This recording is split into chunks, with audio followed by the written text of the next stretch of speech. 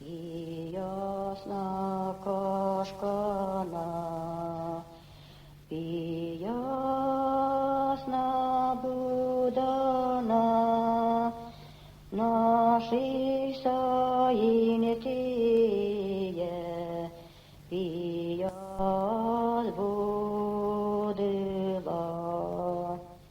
Nu ясно кашкана, nu ясно будана, наших соинитие,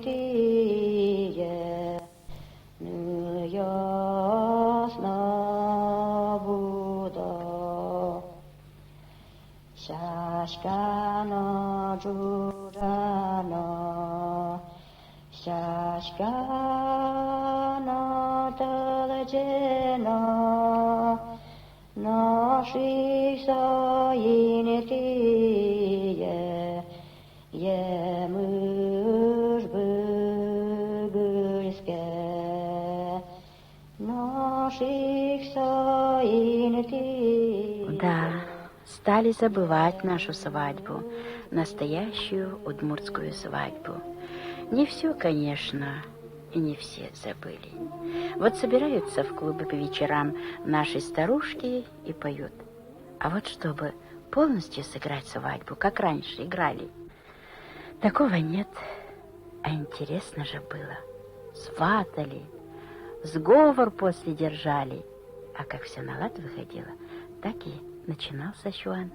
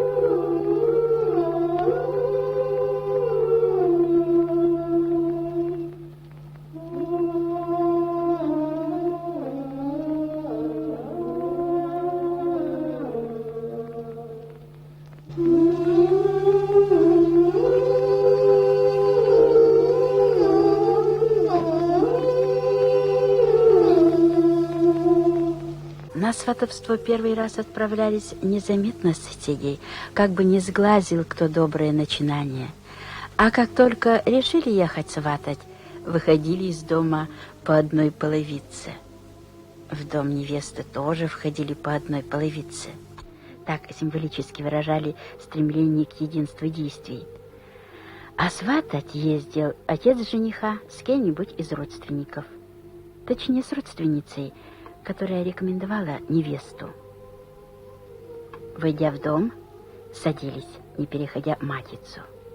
Заводили разговор в иносказательной форме о погоде, об урожае, а разговор начинала сваха о покупке тёлки.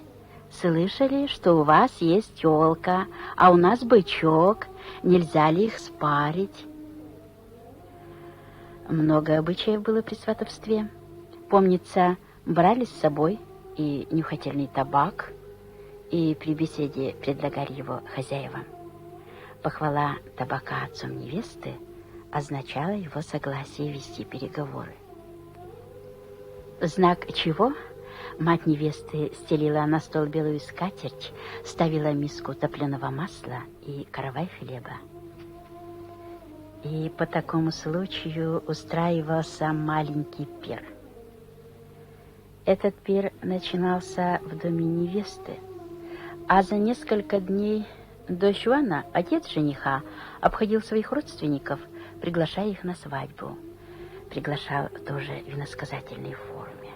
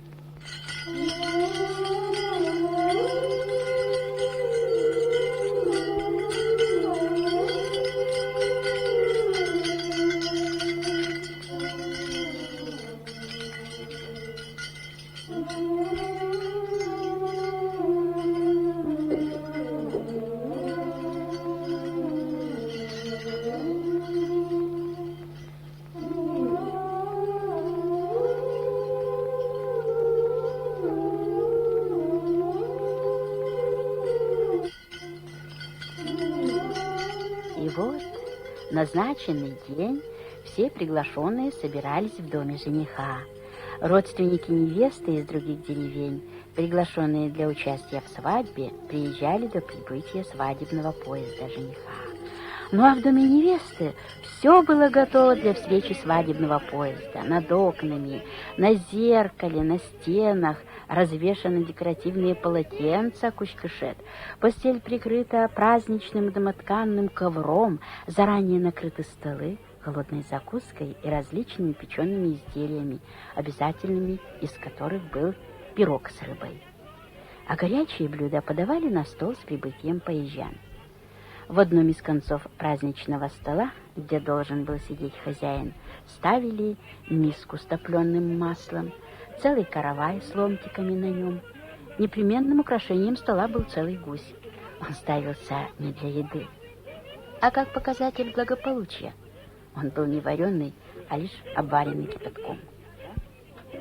Услышав звон колокольчика подъезжающего поезда, отец невесты с кем-либо из родственников выходил встречать. Каждый из поезжан должен был отведать кусочек масла или лепешки, с которыми они вышли, иначе в дом не впускали.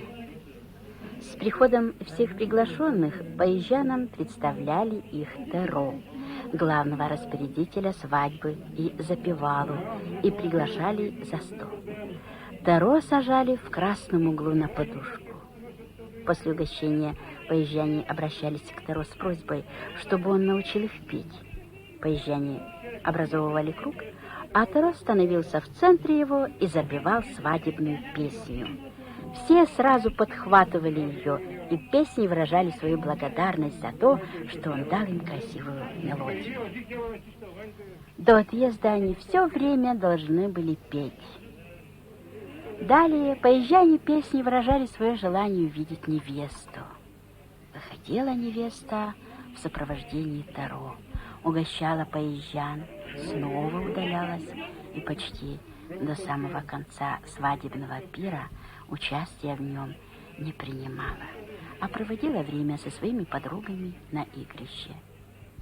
Жених же приезжал на свадьбу лишь на второй день утром, однако и он не отличался активностью.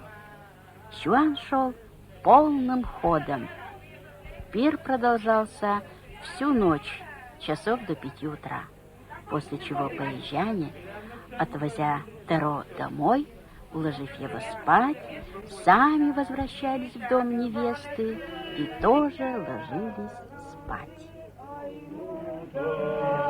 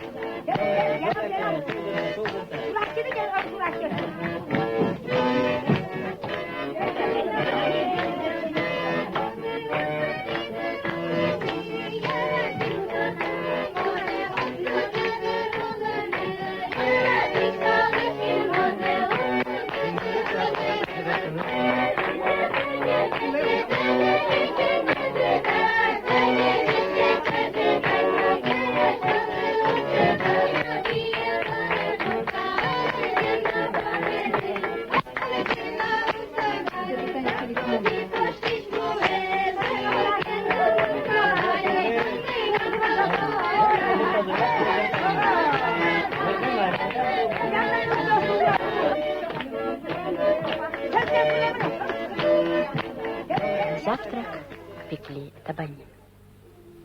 За стол садились поочередно, группами. Одна часть продолжала стоять и петь, а за столом долго не задерживались. Отведав несколько блюд, вставали и тут же начинали петь песни. Обойдя всех родственников, поезжане собирались в дом невесты с тем, чтобы собираться домой. Невесту вели на благословение к родителям. Встав перед ними на колени, она, причитая, плакала. После благословения невесту вели прощаться с хозяйством. И свадебный поезд уезжал домой.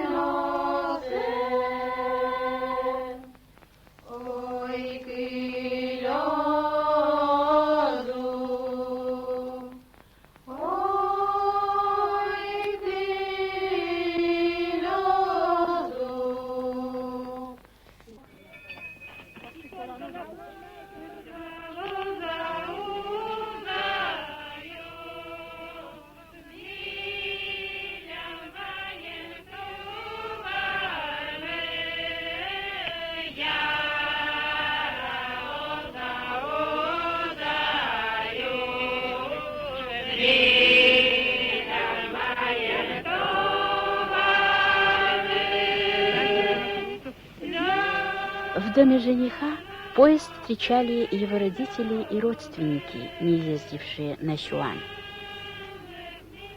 Две женщины вели укрытую шалью невесту в дом.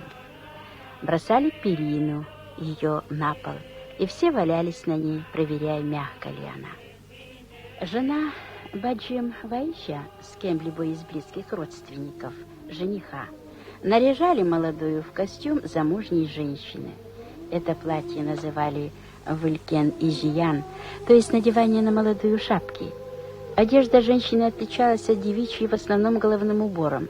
На молодую впервые надевали женские головные уборы айшон с накидкой, чулык и чалму. Чалма у удмуртов – символ женщины. Например, девушки говорили «Ера чалма понены энтерты» – «Не спеши одеть чалму», что означало «не спеши замуж».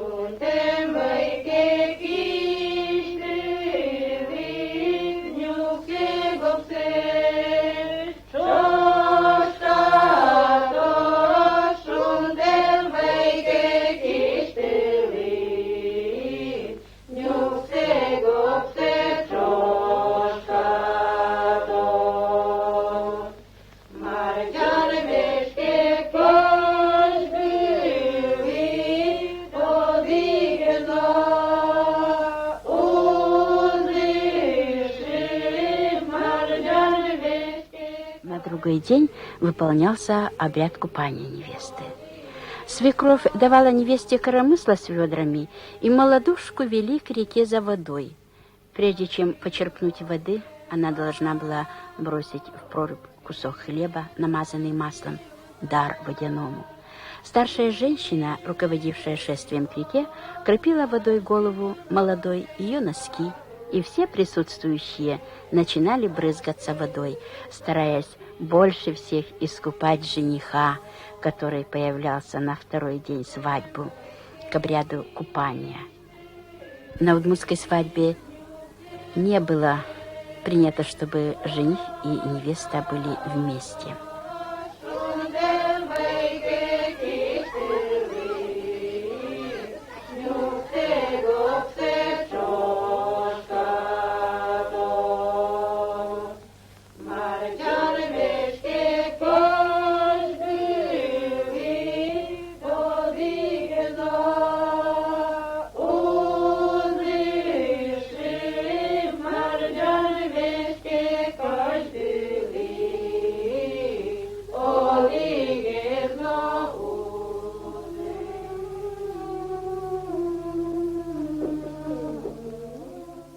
Возвращаясь с реки домой, молодая несла на коромысле ведра с водой, а все наблюдали, как она несет, не расплескает ли. В доме коромысла брала мать жениха, ставила ведра, а коромысла с подарком возвращала невесте.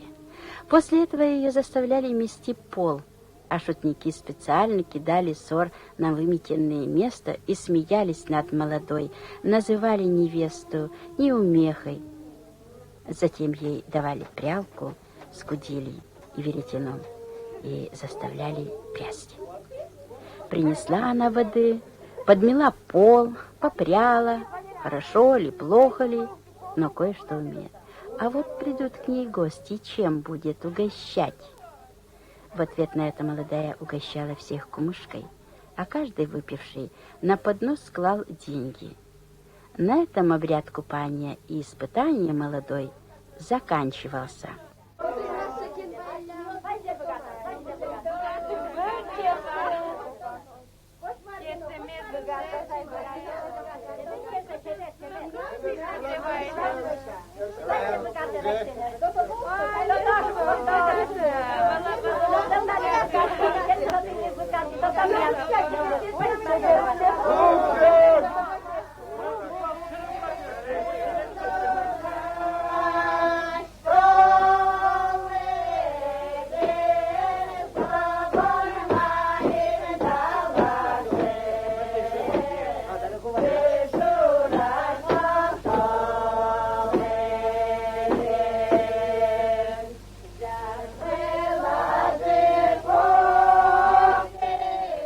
В назначенный день в дом жениха приезжал свадебный поезд со стороны невесты на Ярашон.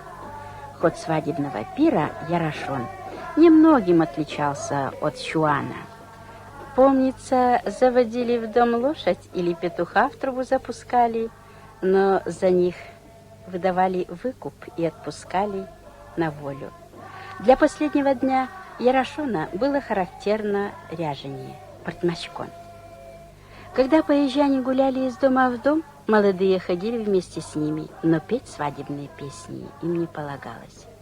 Перед отъездом домой поезжане прощались с невестой, жалели ее за то, что она остается в чужом доме, непременно доводили ее до слез, так как считалось, что чем больше у нее будет слез на свадьбе, тем меньше якобы их будет в последующей жизни.